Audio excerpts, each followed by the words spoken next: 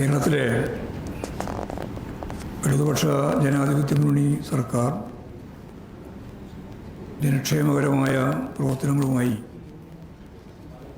മുന്നോട്ട് നീങ്ങുകയാണ്. വികസന പ്രവർത്തനങ്ങൾക്ക് വലിയ തോതിലുള്ള ജനപിന്തുണ ലഭിച്ചതിൻ്റെ ഭാഗമായിട്ടാണ് രണ്ടാം പിണറായി സർക്കാർ അധികാരത്തിൽ വന്നത്. രണ്ടാം പിണറായി സർക്കാർ അധികാരത്തിൽ വന്ന ആദ്യ ദിവസം മുതൽ വികസന പ്രവർത്തനങ്ങളെ തടയുക അതൊരു രാഷ്ട്രീയ തീരുമാനമായി കൈകാര്യം ചെയ്ത മുന്നണിയാണ് UDF-ഉം അതുപോലെ പ്രതിപക്ഷ പാർട്ടികളും. യഥാർത്ഥത്തിൽ വികസന പ്രവർത്തനത്തിന് വേണ്ടി നമുക്ക് ലഭിക്കേണ്ടിയിരുന്ന കേന്ദ്ര വിഹിതം കേന്ദ്രം തടഞ്ഞപ്പോൾ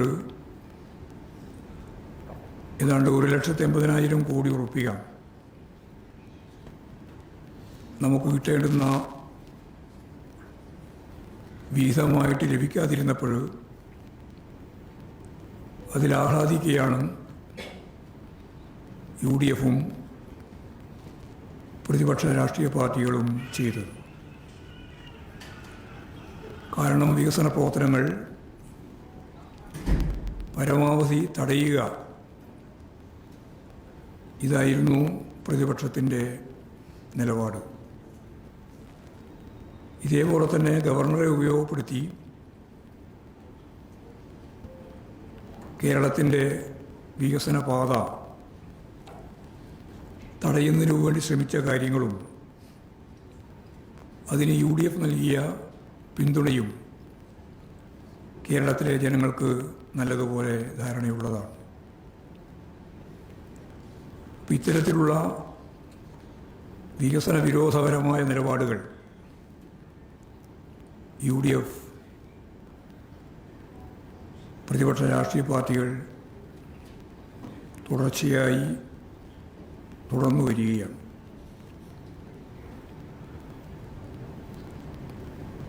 വയനാട് ദുരന്തമുണ്ടായപ്പോൾ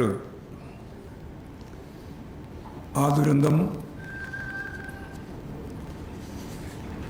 കേരളം അഭിമുഖീകരിച്ച ഏറ്റവും പ്രധാനപ്പെട്ട ഒന്നായിട്ട് പോലും ഒരു പൈസയും ദുരിതാശ്വാസത്തിന് വേണ്ടി തരില്ല എന്ന വിട്ടുവീഴ്ചയില്ലാത്ത നിലപാടാണ് കേരള ഹൈക്കോടതി ഇടപെട്ടിട്ട് പോലും കേന്ദ്രം സ്വീകരിച്ചിട്ടുള്ളത്. എല്ലാ ദുരന്തത്തിൻ്റെയും ഭാഗമായിട്ട് വയനാട് ദുരന്തം മാത്രമല്ല, അതിനു മുമ്പുണ്ടായ ദുരന്തത്തിലുമെല്ലാം ഇതേ നിലപാടാണ് കേന്ദ്ര ഗവൺമെൻറ് സ്വീകരിച്ചത്. കേരള ഗവൺമെൻറ് ഇതിനെല്ലാം അതിജീവിച്ചുകൊണ്ട് ഈ പ്രതിസന്ധികളെല്ലാം അതിജീവിച്ചത് അധിക വിഭവ സമാഹരണത്തിലൂടെയാണ്. ഏതാണ്ട് 80,000 കോടിയോളം രൂപ അധിക വിഭവം സമാഹരിച്ചുകൊണ്ടാണ് കേന്ദ്രത്തിൻ്റെ ഈ പകപോക്കൽ പ്രതിരോധ സാമ്പത്തിക നയത്തെ ഫലപ്രദമായി പ്രതിരോധിച്ചത്. കേന്ദ്രത്തിൻ്റെ ഈ അവഗണനയെല്ലാം ഉണ്ടായിട്ടും സംസ്ഥാനത്തിൻ്റെ വിവിധ മേഖലകളിലുള്ള വികസന പ്രവർത്തനങ്ങളൊന്നും തടസ്സമില്ലാതെ മുന്നോട്ടേക്ക് കൊണ്ടുപോകാൻ ഗവൺമെൻറ് അങ്ങേയറ്റത്തെ ശ്രമം നടത്തുകയുണ്ടായി. ഈ സാഹചര്യത്തിൽ കനകൂലു സിദ്ധാന്തത്തിൻ്റെ ഭാഗമായി സംസ്ഥാന സർക്കാർ മികച്ച രീതിയിൽ നേട്ടമുണ്ടാക്കിയിട്ടുള്ള മേഖലകളെല്ലാം കടന്നാക്രമിക്കുക എന്ന നിലപാടാണ് UDF പ്രത്യേകിച്ച് കോൺഗ്രസ് സ്വീകരിച്ചിട്ടുള്ളത്. വിവിധ രീതിയിലുള്ള അപവാദ പ്രചരണങ്ങൾ നടത്തുകയും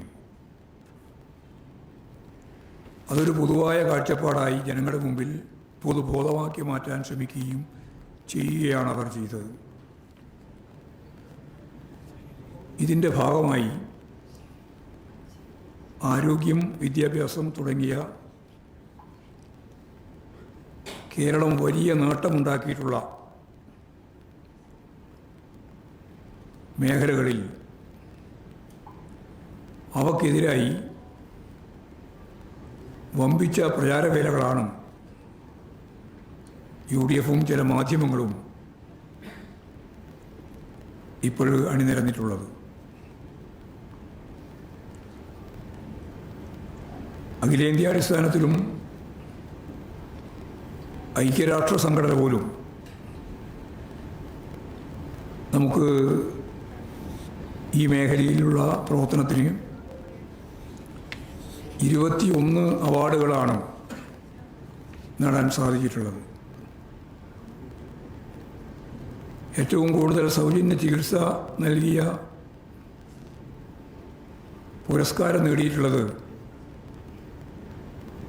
തുടർച്ചയായി കേരളത്തിനാണ് എന്ന് നമ്മൾ ഓർക്കണം.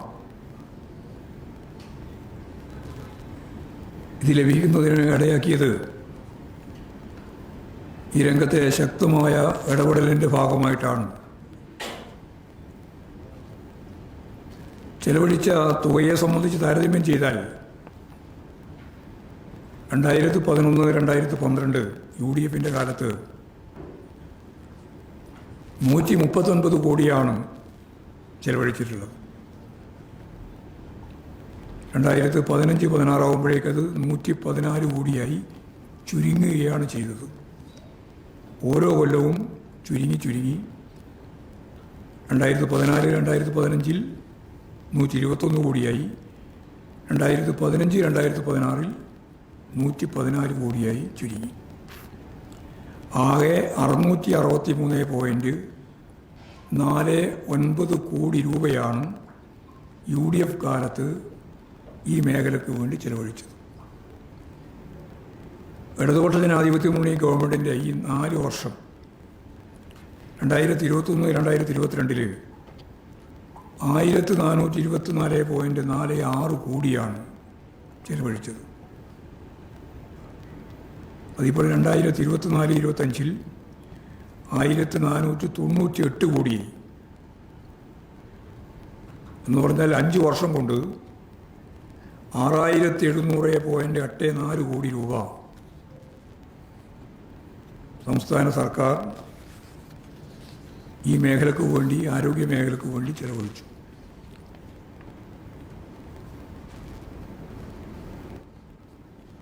അതുപോലെ തന്നെ NHMൻ്റെ ഭാഗമായിട്ട് പരിശോധിച്ചാലും 2022-2023 സാമ്പത്തിക വർഷം 538 കോടി രൂപയാണ് യഥാർത്ഥത്തിൽ നമുക്ക് തരാനുള്ളത്. NHMൻ്റെ ഭാഗമായിട്ടുള്ള സാമ്പത്തിക വർഷം തരാനുള്ളതാണ് 538 കോടി രൂപ നൽകാനുണ്ട്. ഇതുകൂടി ഈ അവസരത്തിൽ ഓർക്കേണ്ടതാണ്. ആർദ്ര മിഷനിലൂടെ പ്രാഥമിക ആരോഗ്യ കേന്ദ്രങ്ങൾ ഉൾപ്പെടെ OP അനുവദിക്കുന്ന നിലപാട് ഇവിടെ സ്വീകരിച്ചു. ഇതിനു മുമ്പ് അതുണ്ടായിരുന്നില്ല. ഇതിനായിട്ട് പുതുതായി 2430 തസ്തികകൾ സൃഷ്ടിച്ചു. ഇതാണ് ഏറ്റവും പ്രധാനപ്പെട്ട ആർദ്രം പദ്ധതിയുടെ ഭാഗമായിട്ടുള്ള കാര്യം. നമുക്കറിയാം, സ്വകാര്യ മേഖലയിലെ എല്ലാ ചികിത്സകളും പൊതു ആരോഗ്യ രംഗത്ത് കൊണ്ടുവരാൻ നമുക്ക് നടപടി സ്വീകരിക്കാനായി. സ്വകാര്യ മേഖലയിൽ 40 ലക്ഷം രൂപ വരെ ചെലവ് വരുന്ന കരൾമാറ്റ ശസ്ത്രക്രിയ തിരുവനന്തപുരം മെഡിക്കൽ കോളേജിൽ നടത്തുന്നതിന് നമുക്ക് കഴിഞ്ഞു. എറണാകുളം ജനറൽ ആശുപത്രിയിൽ വൃക്കമാറ്റൽ ശസ്ത്രക്രിയ വരെ നടത്തുന്ന സാഹചര്യം രൂപപ്പെട്ടു. 30 ലക്ഷം പേർ സൗജന്യ ചികിത്സയാണ് നമ്മളിപ്പോൾ ഈ മേഖലയിൽ നടത്തുന്നത്. മെഡിക്കൽ കോളേജുകളിൽ മാത്രം 4000-ഓളം വരുന്ന സർജറികൾ കേരളത്തിൽ നടക്കുന്നുണ്ട്. കേരളത്തിലെ സമീപകാല പ്രവണത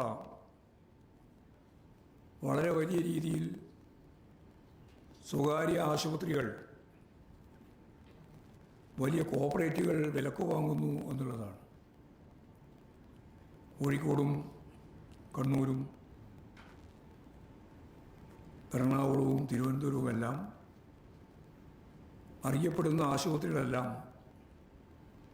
കോപ്പറേറ്റീവുകൾ വാങ്ങിക്കൂട്ടുന്ന പുതിയ സാഹചര്യം വന്നിരിക്കുകയാണ്. അത് കാണിക്കുന്നത് വലിയ രീതിയിലുള്ള സാമ്പത്തിക ബാധ്യത ചികിത്സാ ചെലവുമായിട്ട് കേരളത്തിൽ പൊതുവായിട്ട് വർദ്ധിക്കുന്നു എന്നുള്ളത് കൂടിയാണ്. നമ്മളാണെങ്കിൽ ഇവിടെ കേരളത്തിൽ മെഡിക്കൽ സർവീസ് കോർപ്പറേഷൻ്റെ വഴി മാത്രം 3300 കോടി രൂപയാണ് സൗജന്യമായി നൽകുന്നതിന് വേണ്ടി കൊടുത്തിട്ടുള്ളത്. ഇതിൻ്റെ ഫലമായി എല്ലാ ആരോഗ്യ സൂചികകളിലും കേരളം കൂടുതൽ മുന്നോട്ടേക്ക് വരുന്ന അനുഭവമാണ് ഉണ്ടായിട്ടുള്ളത്. അതുപോലെ തന്നെ ആധുനിക റോബോട്ടിക് സർജറി പൂർണ്ണമായ ചലനശേഷി നഷ്ടപ്പെട്ടവർക്ക് ചലനശേഷി വീണ്ടെടുക്കാൻ സഹായിക്കുന്ന തരത്തിലുള്ള വിവിധ ശാസ്ത്ര സാങ്കേതിക വിദ്യ ഉപയോഗിച്ചുകൊണ്ടുള്ള ചികിത്സാ രീതികൾ ഗൈറ്റർ എന്ന രീതിയിലെല്ലാമുള്ള പരിപാടികൾ നമ്മൾ നടത്താൻ തുടങ്ങിയിരിക്കുന്നു. അർബുദ ചികിത്സക്കായുള്ള സൗജന്യ ചികിത്സാ പദ്ധതി 25 ഇടത്തുകൂടി വർദ്ധിപ്പിക്കാൻ നമുക്ക് സാധിച്ചിട്ടുണ്ട്. 18 വയസ്സിന് താഴെയുള്ള കുട്ടികൾക്ക് ആരോഗ്യ കിരണം വഴി എല്ലാ സേവനങ്ങളും സൗജന്യമാക്കുന്ന പദ്ധതിയും സർക്കാർ നടപ്പാക്കി. ഇത്തരത്തിൽ വലിയ തോതിലുള്ള മുന്നേറ്റമാണ് ആരോഗ്യമേഖലയിൽ വന്നുകൊണ്ടിരിക്കുന്നത്.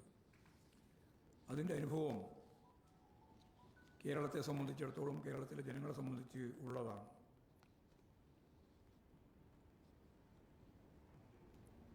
UDFൻ്റെ കാലത്ത് സൗജന്യ ചികിത്സയുമായി ബന്ധപ്പെട്ട് 28.01 ലക്ഷം പേരാണ് ഉണ്ടായിരുന്നത്.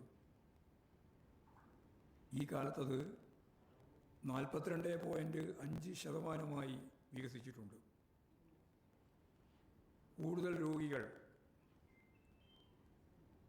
ഗവൺമെൻറ് ആശുപത്രിയിലേക്ക് വന്നുകൊണ്ടിരിക്കുന്നു എന്നുള്ളതാണിത് സൂചിപ്പിക്കുന്നത്. ഇപ്പോൾ സാമ്പത്തിക പ്രതിസന്ധിയുടെ ഈ കാലത്ത് ഇത്തരത്തിലുള്ള ആവശ്യങ്ങളെല്ലാം നിർവഹിച്ചുകൊണ്ട് സർക്കാർ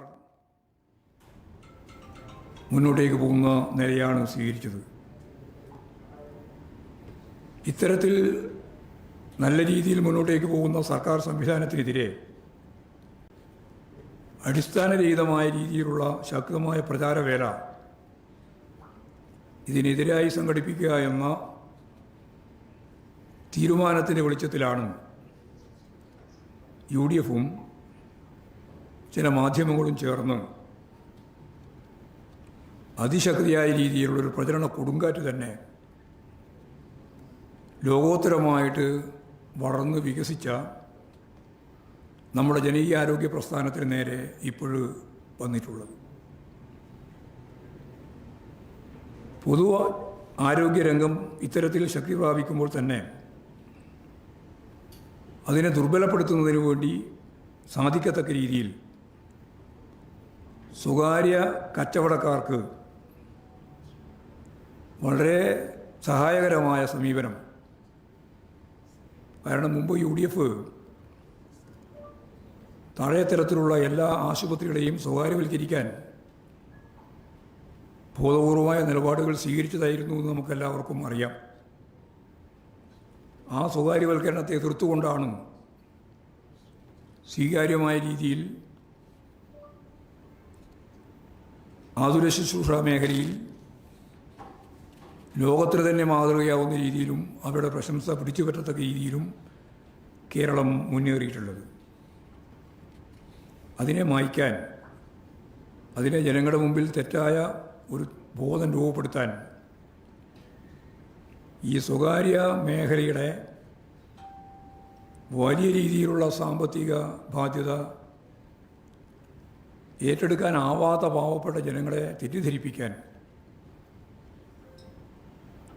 സ്വകാര്യ മേഖലകൾക്ക് വേണ്ടിയുള്ള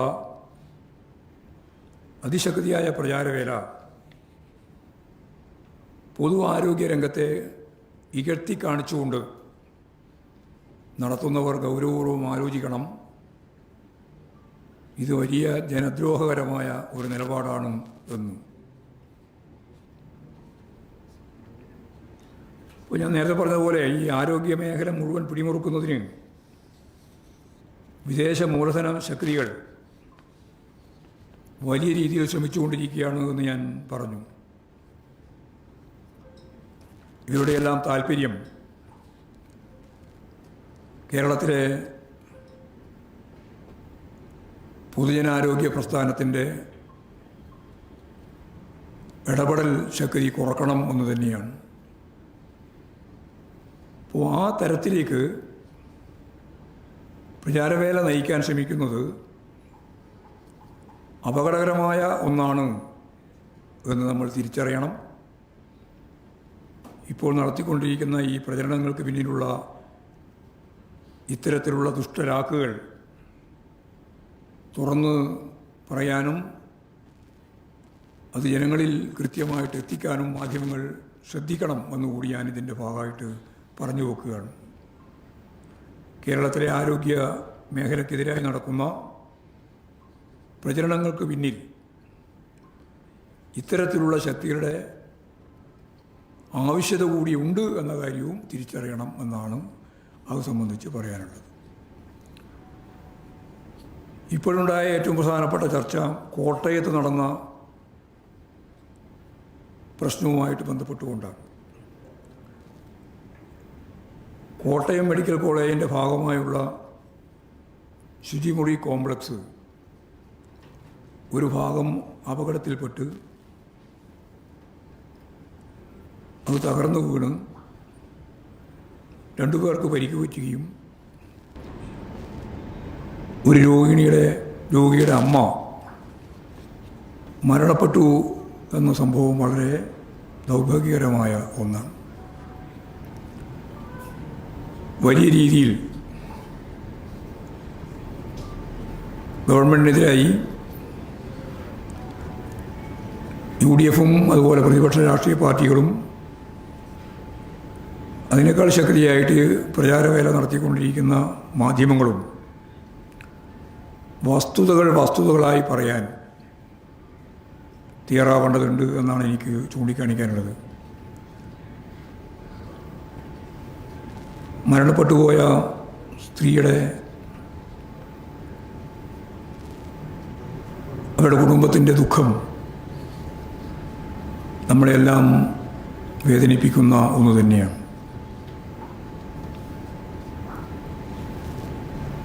അവർക്ക് ആവശ്യമായ സഹായങ്ങൾ അടിയന്തരമായി സർക്കാർ ചെയ്ത് ആശ്വാസ നടപടികളിലേക്ക് പോകണം എന്ന് ഞാൻ ഈ സന്ദർഭത്തിൽ സൂചിപ്പിക്കുകയാണ്. കെട്ടിടത്തിൻ്റെ ബലക്ഷയം സംബന്ധിച്ച് വളരെ മുമ്പ് തന്നെ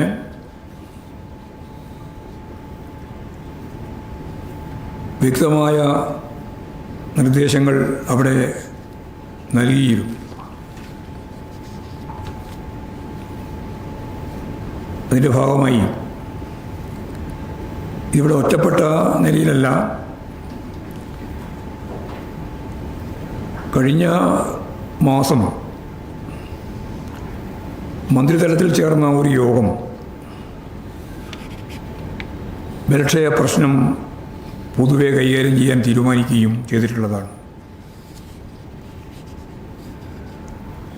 മാത്രമല്ല അത് പുതിയ കെട്ടിടത്തിലേക്ക് മാറ്റാൻ ആ യോഗം തീരുമാനിക്കുകയും ചെയ്തിട്ടുള്ളതാണ്. ഈ ബലക്ഷയം മനസ്സിലാക്കിക്കൊണ്ടാണ്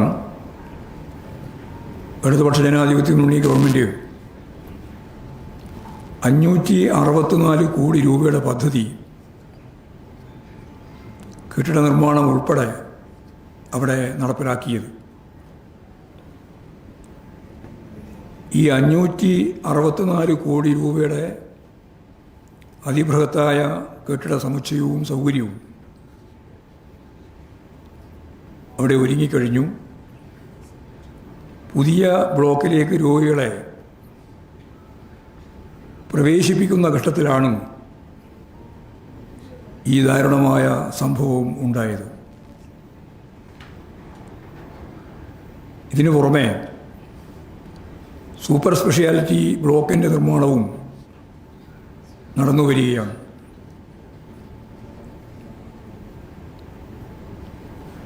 ഇങ്ങനെയുള്ള ഒരു പശ്ചാത്തലത്തിൽ ആരും പ്രതീക്ഷിക്കാത്ത രീതിയിലുണ്ടായ ഈ അപകടം ആ സമയം മുതൽ രക്ഷാപ്രവർത്തനവുമായിട്ട് മുമ്പോട്ടേക്ക് പോയിരുന്നു എന്ന് കാണാൻ കഴിയും. വലിയ രീതിയിലുള്ള പ്രചാരവേല മന്ത്രിമാർക്കെതിരായി, പ്രത്യേകിച്ച് ആരോഗ്യവകുപ്പ് മന്ത്രി വീണ ജോർജിനും കോട്ടയത്തുകാരൻ കൂടിയായ സഹകരണ വകുപ്പ് കൈകാര്യം ചെയ്യുന്ന വാസവനുമെതിരായി ഇപ്പോൾ കെട്ടിച്ചമച്ച പ്രചാരവേലയിലൂടെ വലിയ സമരങ്ങളിലേക്കും പ്രക്ഷോഭങ്ങളിലേക്കും പോകും എന്ന് ഞാൻ നേരത്തെ പറഞ്ഞ കനകുലു സിദ്ധാന്തത്തിൻ്റെ ഭാഗമായിട്ടുള്ള പ്രവർത്തനം അവർ ത്വരിതപ്പെടുത്തിയിരിക്കുകയാണ്. സംഭവം നടക്കുന്നത് 10:50 സൂപ്രണ്ട് ചൂണ്ടിക്കാണിച്ചിട്ടുള്ളത്. 11:15 മന്ത്രിമാരും അഡീഷണൽ ചീഫ് സെക്രട്ടറി ഉൾപ്പെടെ അവിടെ എത്തി. ഫയർഫോഴ്സ് എത്തി. ഈ തറയുന്ന കെട്ടിടത്തിൻ്റെ അവശിഷ്ടങ്ങൾ മാറ്റുന്നതിന് വേണ്ടിയുള്ള പ്രവൃത്തി ആരംഭിച്ചപ്പോൾ അവിടെ അത്യാവശ്യം വേണ്ട JCB ആ ഇടിഞ്ഞു പിളർന്ന കെട്ടിടത്തിൻ്റെ അവശിഷ്ടമുള്ള സ്ഥലത്തേക്ക് പ്രവേശിപ്പിക്കാൻ സാധിക്കാത്ത രീതിയിലുള്ള അവസ്ഥ വന്നു. പിന്നീട് വഴിയിലുണ്ടാകുന്ന തടസ്സങ്ങളൊക്കെ കട്ട് ചെയ്തിട്ടാണ് ആദ്യം ഹിറ്റാച്ചിയും പിന്നീട് JCBയും അവിടെ എത്തിയത്. ഏതെങ്കിലും രീതിയിൽ രക്ഷാപ്രവർത്തനം നിർത്തിവെച്ചു എന്ന് പ്രതിപക്ഷ നേതാവും മറ്റു ചില നേതാക്കളും പറയുന്നത് പോലെ ഒരു സംഭവവും ഉണ്ടായിട്ടില്ല. രക്ഷാപ്രവർത്തനം നിർത്തിവെച്ചിട്ടേയില്ല. രക്ഷാപ്രവർത്തനം തുടരുകയായിരുന്നു. JCB എത്തിക്കുന്നതിന് തടസ്സമായത് അങ്ങോട്ടേക്ക് പോകാനുള്ള വഴിയാണ്. ആ വഴി വലിയ ഇരുമ്പ് ദണ്ടുൾപ്പെടെ വെച്ച് മറച്ചതായിരുന്നു. അത് കട്ട് ചെയ്തുകൊണ്ടാണ് പിന്നീട് ഹിറ്റാച്ചിയും അതുപോലെ JCB ഉള്ളിലേക്ക് പ്രവേശിച്ചത്. സ്വാഭാവികമായിട്ടും ഈ അവശിഷ്ടത്തിനിടയിൽ കുടുങ്ങിപ്പോയിട്ടുള്ള ആളുകളെ അല്ലെങ്കിൽ എന്താണെന്ന് മനസ്സിലാക്കാൻ അത് നീക്കിയാൽ മാത്രമേ സാധിക്കുള്ളൂ എന്നുള്ളതുകൊണ്ടാണ് അതെല്ലാവർക്കും അറിയുന്ന ഒരു രക്ഷാപ്രവർത്തനത്തിൻ്റെ ഭാഗമാണ്. ആ പ്രക്രിയയിലേക്ക് പോയി. അവിടെയാണ് സ്ത്രീ അതിൻ്റെ ഇടയിൽ പെടുകയും മരണപ്പെടുകയും ചെയ്തിട്ടുള്ളത് എന്ന് നമ്മൾ കണ്ടു. സ്ത്രീയുടെ ഭർത്താവ് തന്നെ ഈ കാര്യം മാധ്യമങ്ങളോട് പറയുന്നത് നമുക്ക് കേൾക്കാൻ സാധിച്ചിട്ടുള്ളതാണ്. ഏതെങ്കിലും രീതിയിൽ ഈ പ്രവർത്തനത്തിൽ തടസ്സമുണ്ടായി എന്ന് അവർ പോലും ആരോപണമായിട്ട് ഗവൺമെൻറ്റിനെതിരെ ഉന്നയിക്കുന്നില്ല. അങ്ങോട്ടേക്ക് പ്രവേശിപ്പിക്കാൻ JCBക്കും അതുപോലെ തന്നെ ഹിറ്റാച്ചിക്കും അങ്ങോട്ട് പ്രവേശിക്കാൻ പ്രയാസമുണ്ടാകും എന്നുള്ളതാണ് അവർ ചൂണ്ടിക്കാണിച്ചത്. അത് മറികടന്നുകൊണ്ടാണ്, പിന്നീട് അത് മാറ്റിക്കൊണ്ടാണ് രക്ഷാപ്രവർത്തനത്തിലേക്ക് അവരെത്തിയത് എന്ന കാര്യവും അവർ വ്യക്തമായി ചൂണ്ടിക്കാണിച്ചിട്ടുള്ളതാണ്. ഉത്തരവാദപ്പെട്ട പ്രതിപക്ഷ നേതാവ് ഉൾപ്പെടെ ജനങ്ങളിൽ കാലുഷ്യം സൃഷ്ടിക്കുന്നതിന് വേണ്ടി തെറ്റായ പ്രചാരവേല നടത്തുന്നത് സത്യം പറഞ്ഞാൽ ഒരു ദുരന്തത്തെ വക്രീകരിച്ച് രാഷ്ട്രീയമായി ഉപയോഗിക്കുന്നതിന് വേണ്ടിയിട്ടാണ് എന്ന് നമുക്ക് കേൾക്കുന്നവർക്കും കാണുന്നവർക്കും മനസ്സിലാവും. പിന്നീട് അപകടം സംഭവിച്ച് അവിടെ എത്തിയപ്പോൾ ആ സമയത്ത് നിങ്ങളെപ്പോലെ തന്നെ, അതായത് പത്രപ്രവർത്തകർ അവിടെയുണ്ട്, അവരോടൊപ്പമാണ് മന്ത്രിമാരെത്തുന്നത്. മന്ത്രിമാരോട് ചോദിച്ചപ്പോൾ അവർക്ക് കിട്ടിയ ഇൻഫർമേഷൻ, ആദ്യത്തെ ഇൻഫർമേഷനാണ് അവർ പറഞ്ഞത്, ഒരു കുട്ടിക്കും മറ്റൊരു ജീവനക്കാരനുമാണ് പരിക്ക്. അപ്പോഴതാണ് അവരുടെ മുമ്പിലുള്ളത്. ആവശ്യമായ രീതിയിലുള്ള പരിശോധന, അവിടെയുള്ള ദുരിതാശ്വാസം ഇത് ഫലപ്രദമായി കൈകാര്യം ചെയ്യാൻ അവിടെ ശ്രമിച്ചുകൊണ്ടിരിക്കുകയാണ് എന്ന് ഈ രക്ഷാപ്രവർത്തനം നടന്നുകൊണ്ടിരിക്കുന്ന ഇടയിൽ തന്നെയാണ് പറഞ്ഞിട്ടുള്ളത്. രക്ഷാപ്രവർത്തനം നിർത്തിവെച്ച് പറഞ്ഞതല്ല. അപ്പോൾ ഒരു സമയത്തും രക്ഷാപ്രവർത്തനം നിർത്തിവെച്ചിരുന്നില്ല. JCBയും ഞാൻ നേരത്തെ ചൂണ്ടിക്കാണിച്ചതുപോലെ ഹിറ്റാച്ചിയും എത്തിക്കാൻ വഴിയിൽ തടസ്സമുണ്ടായിരുന്നത് നീക്കുകയായിരുന്നു അപ്പോഴെല്ലാം ചെയ്തത്. 10-15 മിനിറ്റ് അങ്ങനെയാണ് ചെലവഴിച്ചത്. അതിൻ്റെ ഭാഗമായിട്ടാണ് ആ താമസം, അവിടെ എത്തിക്കാനുള്ള താമസം ഉണ്ടായത്. അതിനെ പർവ്വതീകരിച്ചുകൊണ്ടാണ് യഥാർത്ഥത്തിൽ മന്ത്രിമാർക്കെതിരായിട്ട്, പ്രത്യേകിച്ച് ആരോഗ്യവകുപ്പ് മന്ത്രിക്കെതിരായി വലിയ രീതിയിലുള്ള കടന്നാക്രമണം യഥാർത്ഥത്തിൽ നടത്തുന്നത്. ഇത് ഞാൻ നേരത്തെ പറഞ്ഞ പോലെ ബോധപൂർവമായ ആസൂത്രിതമായ പ്രചരണത്തിൻ്റെ ഒരു സ്റ്റൈലാണ്. അത് യഥാർത്ഥത്തിൽ നമുക്ക് ആർക്കും ഇങ്ങനെയുള്ളൊരു സാഹചര്യത്തിൽ മാത്രമല്ല, ഒരു സന്ദർഭത്തിലും ആരോഗ്യകരമായ രീതി ഉണ്ടാവുന്നില്ല. ശരിയായ രീതിയിൽ മനസ്സിലാക്കാനും ജനങ്ങളെ ശരിയായ രീതിയിൽ ആ കാര്യങ്ങൾ അറിയിക്കാനും വേണ്ടിയിട്ടുള്ള പ്രവർത്തനത്തിൽ മാധ്യമങ്ങൾ ഉൾപ്പെടെ ശ്രദ്ധിക്കേണ്ടതുണ്ട് എന്നാണ് എനിക്കത് സംബന്ധിച്ച് ചൂണ്ടിക്കാണിക്കാനുള്ളത്. ഇത്രയും കാര്യങ്ങളാണ് പറയാനുള്ളത്. പക്ഷേ ഈ മന്ത്രി വീണ ഈ രക്ഷാപ്രവർത്തനം പൂർത്തിയാകുന്നതിന് മുമ്പ് ആർക്കും ഒരു മറ്റ് അപകടമൊന്നുമില്ല എന്നൊരു പ്രസ്താവന നടത്തിയതൊരു വീഴ്ചയില്ല. കാരണം പ്രസ്താവന നടത്തിയില്ല. മന്ത്രിക്ക് സൂപ്രണ്ടും നൽകുന്ന വിവരം മാത്രമല്ലല്ലോ, ഫയർഫോഴ്സ് ഉണ്ട്, പോലീസ് ഉണ്ട്, അത്തരം സംവിധാനങ്ങളൊക്കെ ഇരിക്കെ ഒരു പൂർണ്ണ പരിശോധനത്തിനും മന്ത്രിയായിട്ടുള്ള കെട്ടിടം തകർന്നു വീഴുന്നു. പക്ഷേ ഇങ്ങനൊരു അപകടത്തിൽ ഒരു പൂർണ്ണമായ ഒരു നിലപാടിനെത്തുന്നതിന് മുമ്പ് ഈ കാര്യങ്ങളൊക്കെ ഒന്ന് മന്ത്രിക്ക് പരിശോധിക്കരുതായിരുന്നു. ആ കാര്യത്തിൽ വീഴ്ച വന്നില്ല. അല്ല, ഉണ്ടായ കാര്യം ഞാൻ പറഞ്ഞു. അതായത് അവിടെ എത്തുന്നു, എത്തിയാൽ ഉടനെ ആരോടാണ് സംസാരിക്കുക? സൂപ്രണ്ടിനോട്. സൂപ്രണ്ട് സംസാരിച്ചു. സൂപ്രണ്ട് എന്താ പറയുന്നത്? അവിടെയുള്ള പ്രശ്നം എന്ന് പറയുന്നത് ഒരു കുട്ടിക്ക് ഒരു ചെറിയ രീതിയിലുള്ള പരിക്കേണ്ടത് തുന്നൽ മാത്രമേ കൊണ്ടു, ആന്തരിക ഭാഗങ്ങളിൽ ഗുരുതരമായ പരിക്കില്ല. പിന്നെ ഒരു ജീവനക്കാരനും പരിക്ക് പറ്റിയിട്ടുണ്ട്, അതും കുഴപ്പമുള്ളതല്ല എന്ന് സൂപ്രണ്ട് പറയുന്നത്. അപ്പോൾ തന്നെ പോയിട്ട് നിങ്ങൾ ഈ മൈക്ക് കാണിച്ചു കൊടുത്താൽ അതിൻ്റെ ഭാഗമായിട്ട് അപ്പോൾ പറയുകയാണ്. അപ്പോഴും ഈ പ്രവർത്തനം നടന്നുകൊണ്ടിരിക്കുന്നുണ്ട്. അതായത് അത് നിർത്തിവെച്ചു എന്നുള്ള രീതിയിലാണല്ലോ വലിയ പ്രചരണം. അത് ഈ പ്രസ്താവനയോടുകൂടിയാണ് പൂർണ്ണമായിട്ട് നിർത്തിവെച്ചത്, ഒരപകടവും പറയുന്നില്ല എന്ന് പറഞ്ഞത് പറയുന്നത് തെറ്റായ പ്രചാരവേലയാണ്. അതാണ് ഞാൻ പറഞ്ഞത്. അതൊക്കെ പറയുമ്പോൾ ശ്രദ്ധിച്ച് കൈകാര്യം ചെയ്യണം എന്നാണ് എൻ്റെ അഭിപ്രായം. ആര് പറയുമ്പോൾ, പ്രതിപക്ഷ നേതാവായാലും തിരുവഞ്ചൂർ രാധാകൃഷ്ണനായാലും ആര് പറയുമ്പോഴും ഗൗരവപൂർവ്വം ഇത് കാണേണ്ടതാണ്. അപ്പോൾ സ്വാഭാവികമായിട്ട് അവിടെ വരേണ്ടുന്ന പ്രധാനപ്പെട്ട JCBയും അതുപോലെ ഹിറ്റാച്ചിയുമാണ്. അത് വന്നാലേ ഇത് സ്ലാബുകൾ ഉൾപ്പെടെ മാറ്റാൻ സാധിക്കുള്ളൂ. അതവിടെ അതിന് വരാൻ പോലെയുള്ള വർക്ക് നടന്നുകൊണ്ടിരിക്കുമ്പോഴാണ്, അതിൻ്റെ ശേഷമാണ് അവർ വന്നത്. വരികയും ചെയ്തു, കൃത്യമായ രീതിയിലുള്ള രക്ഷാപ്രവർത്തനം നടത്തുകയും ചെയ്തിട്ടുണ്ട്. പക്ഷേ അതിനു മുമ്പ് തന്നെ അവിടെ തന്നെ മരണപ്പെട്ടു എന്നാണ് കണ്ടത്. നമ്മൾ ഒരാളായി വന്ന് അത് തെരച്ചിൽ നടന്നവരെ മന്ത്രിക്ക് വെയിറ്റ് ചെയ്താൽ എന്താണ് പ്രശ്നം? എന്തിനാണ് വളരെ പെട്ടെന്ന് തന്നെ ആരുമില്ല, എല്ലാം ഭദ്രമാണ് എന്ന് മന്ത്രി പ്രഖ്യാപിക്കേണ്ട സാഹചര്യം എന്തായിരുന്നു? അതാ ഞാൻ നേരത്തെ പറഞ്ഞ മറുപടി. നിങ്ങൾ ഈ എന്താ ഈ പറയുക, നിങ്ങളുടെ മറ്റേ മൈക്കും കൊണ്ട് പോയിട്ട് ഓരോ ആളോട് പറയുമ്പോൾ ആ പറയുന്നയാൾക്ക് അപ്പം കിട്ടിയ വിവരമല്ലേ ആദ്യം പറയാൻ പറ്റൂ. പിന്നെ കുറച്ച് കഴിഞ്ഞ് പോയാൽ അന്നേരം അത് പറയും. അത് നിങ്ങൾ പോയിട്ടില്ല. പിന്നെ പ്രതിപക്ഷം പറയാൻ തുടങ്ങിയത് എത്ര കാലമായി? 4 കൊല്ലം മുമ്പേ പറഞ്ഞു തുടങ്ങിയതല്ലേ. അതിലൊരു കാര്യമില്ല, എല്ലാവർക്കും അറിയാലോ. ഏത് പ്രശ്നം വരുമ്പോഴും മുഖ്യമന്ത്രി രാജിവെക്കണം, മന്ത്രി രാജിവെക്കണം എന്ന് പറയാൻ തുടങ്ങിയിട്ട് കുറേ കാലമായി. അതൊന്നും രാജിവെക്കാനൊന്നും ആരും പോകുന്നില്ല എന്നുള്ളത് എല്ലാവർക്കും അറിയാം, അവർക്കും അറിയാം. അതിലൊന്നും യാതൊരു അടിസ്ഥാനപരമായിട്ടുള്ള പ്രശ്നവും അതിനകത്ത് കുറിച്ച്. ഇത് കനകോലു സിദ്ധാന്തത്തിൻ്റെ ഭാഗമായി അവർ പ്ലാൻ ചെയ്തൊരു പരിപാടിയാണ്. ആ പരിപാടി നിങ്ങൾ കൊടുക്കാൻ പാടില്ല എന്നാണ് എനിക്ക് വാർത്താ സംവിധാനത്തോട് പറയാനുള്ളത്. ഇനിയിപ്പോൾ ഇനി എല്ലാ ദിവസവും ഇങ്ങനെയാണ് വരിക. ഇത് ഒരു ഒറ്റപ്പെട്ട സംഭവമായിട്ട് നിങ്ങൾ എടുക്കണ്ട. ഏറ്റവും നന്നായി നടക്കുന്ന ആരോഗ്യ പരിരക്ഷ, വിദ്യാഭ്യാസ മേഖല ഉൾപ്പെടെ എങ്ങനെ അതിനെയൊക്കെ ചീത്തപ്പെടുത്താം, എന്നിട്ട് ജനങ്ങളുടെ മനസ്സിൽ ഇതൊന്നും അല്ല ശരി എന്ന് എങ്ങനെ അവതരിപ്പിക്കാം എന്ന ഗവേഷണം നടത്തിക്കൊണ്ടിരിക്കുകയാണ് അവർ. അതാ കാര്യം.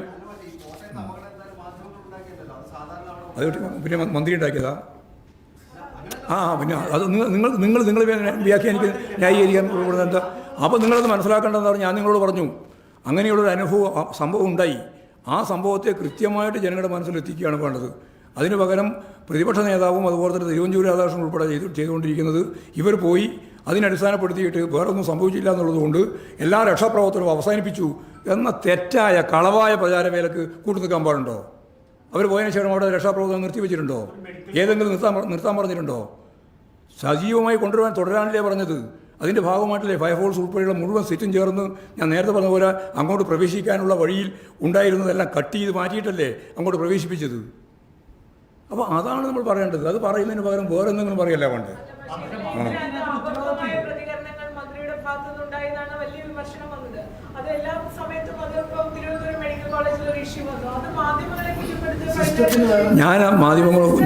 ഞാനിത് പറഞ്ഞത് മാധ്യമങ്ങളെ കുറ്റപ്പെടുത്താനല്ല ഞാൻ പറഞ്ഞത്. ഞാൻ പറഞ്ഞത് അവിടെ നടത്തിയിട്ടുള്ള രക്ഷാപ്രവർത്തനം ഒരിക്കലും നിർത്തിവെച്ചിട്ടില്ല.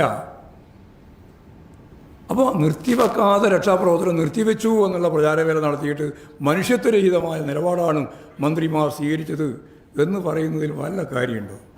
അത് തെറ്റായ പ്രചാരവേലയാണ്. ആദ്യം അവിടെ എത്തിയ ഉടനെ നിങ്ങൾ മൈക്കുമായിട്ട് പോയപ്പോൾ അവർ പറഞ്ഞു, അവിടെ സൂപ്രണ്ട് പറഞ്ഞ കാര്യം അത് സൂപ്രണ്ടും പറഞ്ഞു, ഞാനാണ് അവരോട് പറഞ്ഞത്. അങ്ങനെ പറഞ്ഞു കഴിഞ്ഞാൽ പിന്നെ അതിൻ്റെ മേലെ കയറി മന്ത്രി രാജിവെക്കണമെന്ന് പറയുക, അതുപോലെ തന്നെ മന്ത്രിക്കെതിരായിട്ടുള്ള മുദ്രാവാക്യം വെച്ച് കേരളത്തിലുള്ള സമരം നടത്താൻ തീരുമാനിക്കുക. ഏത് സിസ്റ്റത്തിൻ്റെ?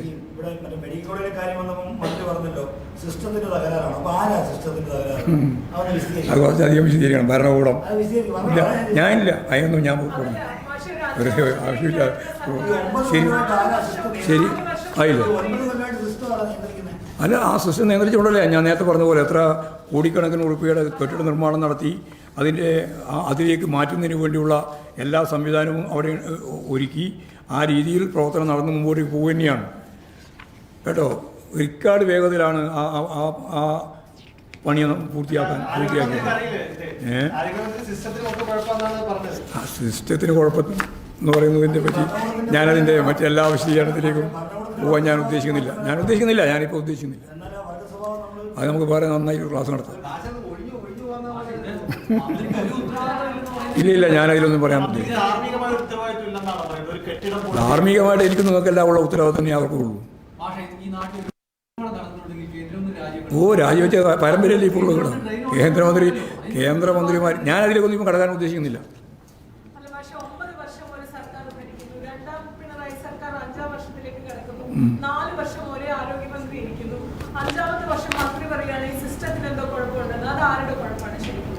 ആ സിസ്റ്റത്തിൻ്റെ കുഴപ്പം തന്നെ. ശരി മതി. സിഎംഎ പറയൂ. അത് പറയും. നിങ്ങൾ ധരിപ്പിക്കണ്ട, പറയും.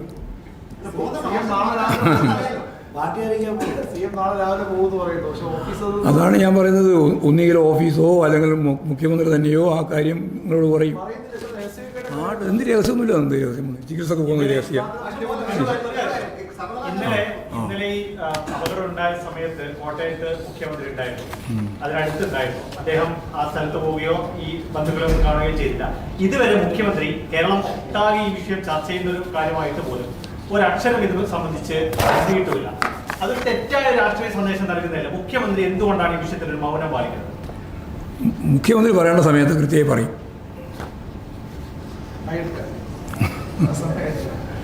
സമയമായിട്ടില്ല. അപ്പോൾ കുറച്ചുകൂടെ അങ്ങനെയാണോ? ശരി.